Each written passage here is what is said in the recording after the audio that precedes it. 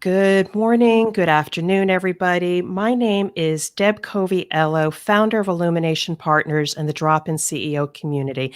I would love to and thank you for being here today for Live Talk Media with my amazing guest, Keziah Robinson. Thanks for joining me today. Thanks so much for having me, Deb. All right, so I'm excited to bring you on again. Keziah and I have known each other for several months. We came across each other, talking to each other about, being on the podcast and such. And, she just is an amazing entrepreneur, business leader. And I just want to take some time to introduce her to you. She does amazing work. And Keziah, would love for you just to share a little bit about, who you are, what do you do, who do you serve, and, just please share with everybody. Absolutely. Thanks, Deb. So I'm a business coach, I say that, but I work with CEOs, founders, business owners, and it really helps them connect with their vision and then execute on the vision. It's been interesting because my whole, as in the coaching practice, our lives bring us to where we are. And one of the things that I really came to understand is we often just need permission to dream. So a lot of what I do with my clients is giving them, permission to even access the dreams that they have. And then when we go to execution, and this is something you and I have talked in the past, is I really find people are addicted to hard work and they're addicted to the concept of effort and how much that, that success is based, no pain, no gain, and based on the effort. And a lot of the tools and exercises I bring people through really help them shift to understand that it's not about how much individual effort you put in, it's really about the collective achievement. And that when you start to operate from that position of what are we really trying to do instead of what are we trying to get done, then you start to see a lot of efficiency in your business, and it really makes decisions so much easier, and you can really just grow the business and scale the business to another level. So it's a lot of fun. So if I can break this down a little bit, because all of the things what leaders should do is they should set vision and mission and they should execute. And then obviously, then once they're executing, do it in a way that serves them. And they're not just working for the business, they're growing their business. But what is it along the way that they can set their vision and mission, but they can't execute, or they execute, but they're just not doing it in a way that serves them? So where is it that you come in and make this a little bit smoother for them? I work with people who are coming from startup pre-revenue on a special basis, because that's a very unique type of person to really take a business from 0 to $1 million, right? Or $1 billion, depending on where they're trying to go. But the bulk of my clients are people who they've lost the mojo. They're 10, 15 years into the business, and it started getting really difficult for them. And they're in the habit of grinding through things. And often that's why I say they're really in the habit of valuing effort and not looking at the ease, and that you want to be more efficient, that things should be coming easier to you. And so I often find that what they've done is really grown the business to the limits of their fingertips. They cannot grow it beyond the limits of their control. And so that's a lot of what you find when people come in, where they've had success, but they just can't crack through. And that's often where I'm going to come in, and we'll go back. And sometimes there isn't. I wish that everybody had mission and vision. Sometimes they haven't done that work. But a lot of times it is that process of just understanding that you're not alone in this business, that you are not, Barbara Sher calls it pathological individualism, something that we suffer from, and it's big in American culture, and it's very big in the entrepreneurial set and in the business world. This idea that you alone, through the hard work, will achieve everything, as opposed to really thinking about it as a collective effort. This is exactly just that was the nugget. That was the nugget of why I wanted to bring you on, because you serve others that get to a point that are stuck, crisis, burnt out, whatever that wall is, and you kind of unleash that potential by just helping them through it and finding a better way. And so I love that about you. But this segues a little bit into the work that you and I did together. You and I, again, we just kind of built this, I don't know, relationship. And then when I was talking to you about your talking points, your messaging, you're already a successful business leader. But as we got through it, it was not clear to me precisely the talking points that you have, own, and how you serve others. And oh my goodness, you've nailed it. You've totally nailed it. Well, thanks to you, right?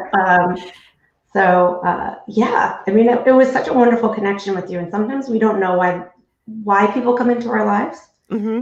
Um, but when you do have that kind of connection, it's really amazing to just grasp onto it and So, to continue to deepen a relationship. and that's why you're on here today as well. Yeah. So just a couple questions because it just all of a sudden became a point where I wanted to help you.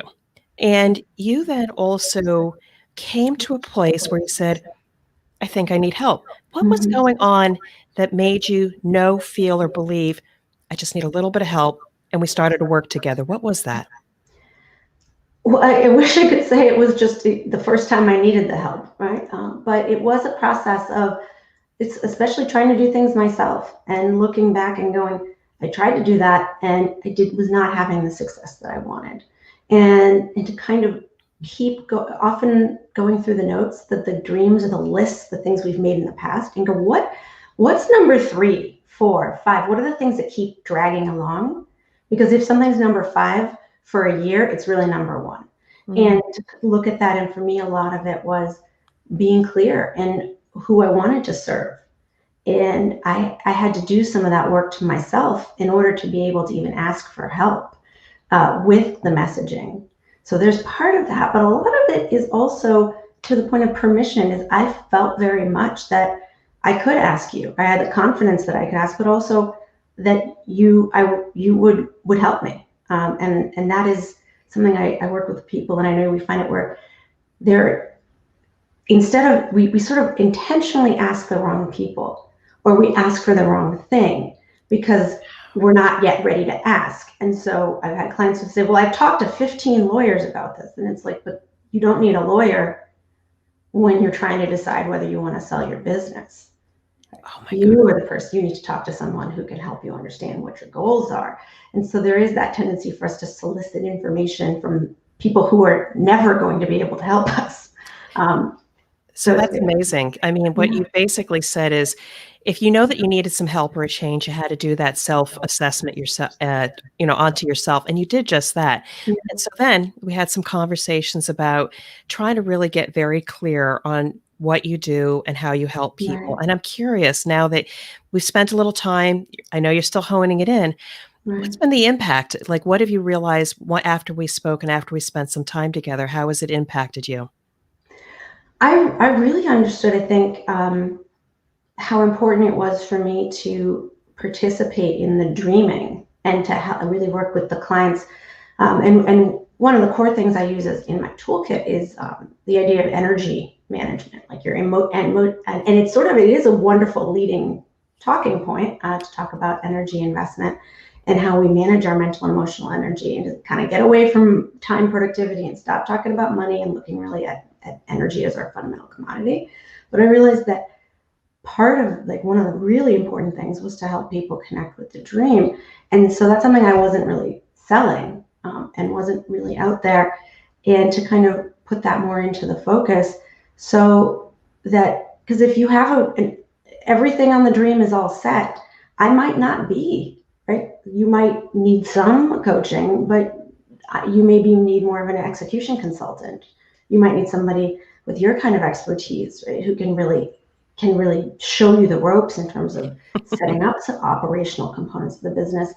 And it's not that I can't work with you, but I always want people to spend their money, time, energy, effort with, if they're going to do it, spend it with the right person. So that was one for me, really, to understand how important the dreaming and to touch people and really reach out to people about the dream, and not to shy away from that because it sounded too coachy.